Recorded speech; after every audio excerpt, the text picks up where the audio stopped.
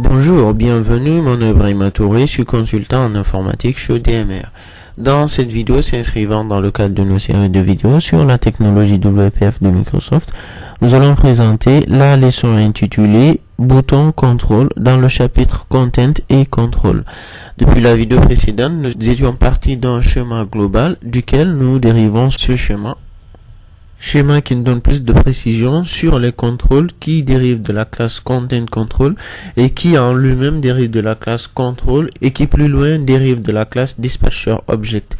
Alors ici dans ce schéma, dans la partie Content Control, nous avons les labels, les boutons base, les tooltips, les scroll viewer, les user control et les windows. Tous ces contrôles ont un élément en commun qui est la propriété content, mais aussi nous avons ces autres éléments qui sont le group box, le tab item et le expander ici, qui en plus d'avoir la propriété content ont aussi une propriété qui s'appelle la propriété header, c'est-à-dire la propriété en tête.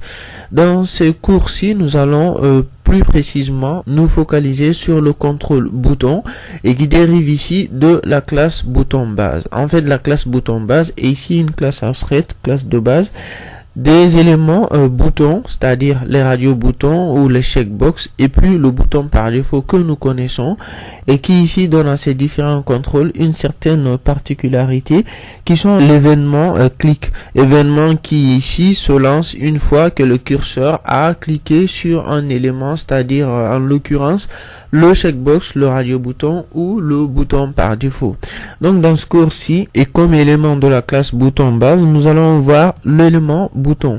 Donc lorsque nous venons dans notre fenêtre ici et que nous ajoutons un nouveau bouton, nous avons certaines propriétés qui sont les propriétés is cancel, is default ou la propriété is defaulted. Alors ici, la propriété is cancel est une propriété qui permet à l'élément bouton de se lancer par défaut lorsque, à travers le clavier, nous appuyons sur la touche échappe. Alors à ce niveau, lorsque nous mettons cette propriété à true, ce qui va se passer, c'est que si nous ajoutons un événement clic ici à ce même bouton, à travers lequel nous générons un nouvel événement, alors lorsque nous naviguons vers ce gestionnaire d'événements, c'est donc de quoi nous pouvons nous rendre compte et que lorsque nous ajoutons cette ligne de code que nous faisons show ici à ce niveau, alors à ce niveau nous allons mettre clic sur le bouton 1. Alors lorsque nous lançons ceci, nous avons ici dans notre fenêtre notre bouton ici qui occupe toute l'interface. Et à l'intérieur, ce que nous faisons, lorsque nous cliquons sur l'échappe ici, nous avons ici l'événement, le gestionnaire d'événements qui se lance et puis le message box qui sort pour nous dire que nous avons cliqué sur le bouton 1. Alors qu'à travers la souris, nous n'avons pas effectué de clic en soi. Alors lorsque nous reprenons ceci, nous avons cliqué sur le bouton ici, 1 ici à ce niveau alors que le curseur se trouvait à l'extérieur. En revenant ici dans la partie XAML, nous avons aussi à travers la classe bouton base dont hérite la classe bouton, nous avons une autre propriété ici qui est la propriété is default. Alors ici cette propriété, ce qu'elle permet de faire lorsque nous faisons F5, ce que nous pouvons remarquer ici au niveau des contours de notre bouton, que notre bouton est en mode clic et que ce dernier a le focus parce que à travers les bordures de ce dernier, nous pouvons mieux nous en rendre compte en venant au niveau de notre interface et qu'en ce moment nous plaçons deux boutons. Alors ici nous allons copier notre premier bouton et puis replacer ce dernier et enlever au second bouton ici les différentes propriétés que nous avons mis au sein de ce dernier et puis nous allons lui donner une certaine margin ici, par exemple la marge à la valeur de 10 et faire la même chose pour notre second bouton aussi, donc une certaine propriété de marge à la valeur de 10 et puis au niveau de notre bouton, de notre grille ici, nous allons rajouter des row definitions, c'est-à-dire rajouter des lignes supplémentaires. Donc nous mettons grid.row definitions et dans notre collection de lignes, nous allons alors en ce moment ajouter d'autres lignes. Donc mettons row definitions, puis une seconde ligne. Et puis finalement, nous allons placer notre premier ou notre second bouton ici dans la ligne 2. Et donc là, à ce niveau, nous avons nos différents boutons. Donc, en l'occurrence, notre premier bouton et notre second bouton ici à ce niveau, sachant que notre second bouton est celui-là qui a la propriété isDefault à true et la propriété isCancel aussi à true. Alors, lorsque nous faisons F5, nous nous attendons à ce que ce soit ce bouton-là en dessous qui est le focus, et nous remarquons bien ici que le focus se trouve sur notre second bouton et que notre premier bouton, bien qu'étant le bouton qui se trouve placé en premier dans la fenêtre, n'a pas le focus. Alors lorsque nous faisons, nous cliquons sur échappe ici à ce niveau, nous avons clic sur le bouton on. Lorsque nous sélectionnons notre premier bouton et que nous faisons échappe, nous avons toujours clic sur le bouton on, ce qui veut dire ici que la propriété isCancel se trouve en définie sur notre premier bouton et celui-là qui se lance lorsque nous cliquons sur échappe, même si le focus se trouve alors en ce moment sur le premier bouton. Donc voilà ce qu'il en est des propriétés isDefault et de la propriété isCancel de la classe bouton base, desquelles dérive notre élément bouton. Alors toujours dans notre bouton, nous avons une propriété assez importante en fait qui caractérise tous les éléments ou contrôles dérivant de la classe content-control, c'est-à-dire la propriété content de ce dernier.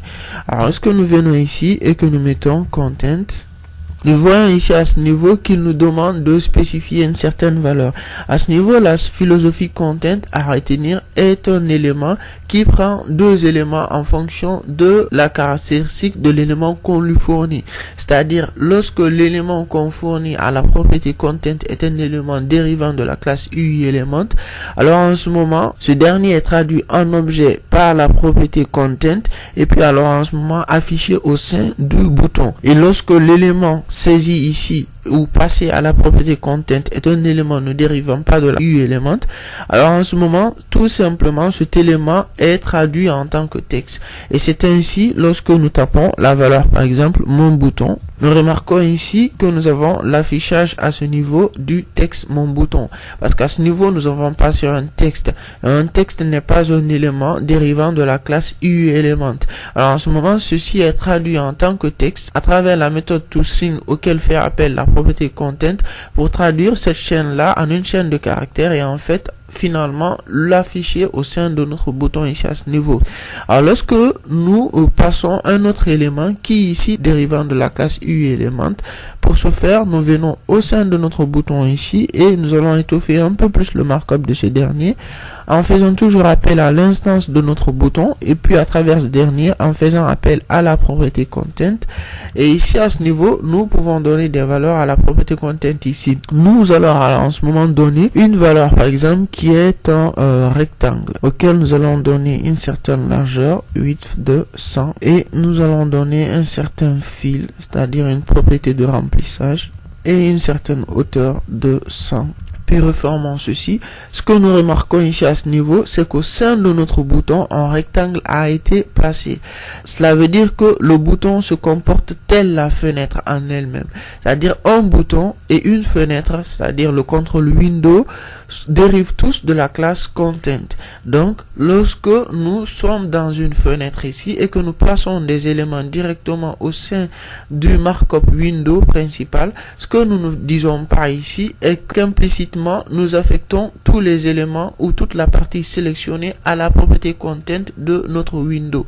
Alors vu que le bouton aussi a une propriété content, tout élément placé en son sein et qui a un élément dérivant de la classe UElement, alors cet élément là est traduit en object et à travers la méthode toRender auquel a fait appel cette propriété content là, alors l'objet UElement placé au sein du bouton et dans la propriété content est traduite en objet et placée au sein de notre bouton ou dans notre fenêtre. Toujours en nous focalisant sur notre élément bouton ici, c'est-à-dire notre contrôle, il y a aussi des différentes propriétés qui sont appliquées à ce dernier et qui sont relatives à la propriété content, qui sont ici le content element.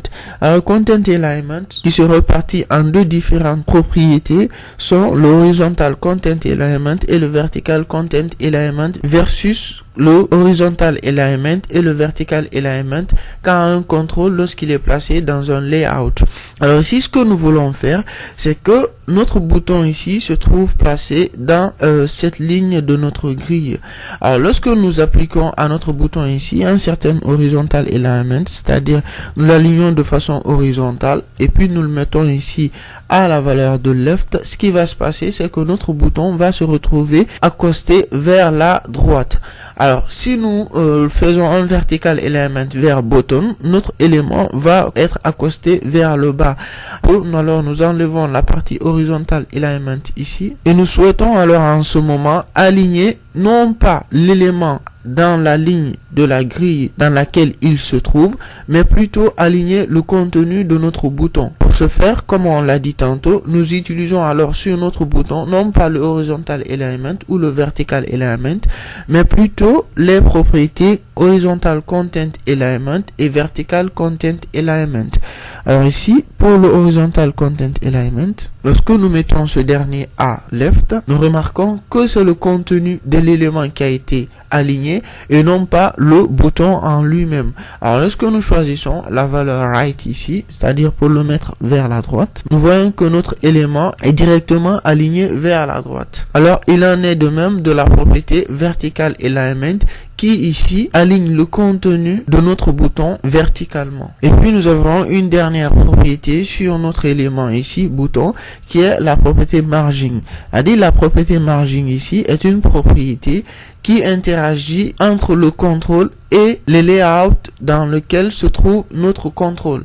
C'est-à-dire notre contrôle ici se trouve dans cette ligne. Alors si je veux arranger un peu plus mon contrôle ici, donc je peux dire par exemple que ce contrôle a une marge de 30 et à ce niveau on n'a pas de changement, mais lorsque nous venons ici toujours dans notre contrôle, on remarque ici qu'on a mis la propriété margin deux fois. Alors j'enlève la dernière ici à ce niveau et nous remarquons ici que notre marge de 30 ici est directement appliquée à notre bouton, c'est-à-dire que notre bouton a été rétréci dans le layout en lui-même et des marges ont été placées entre les bordures de cet élément et notre bouton.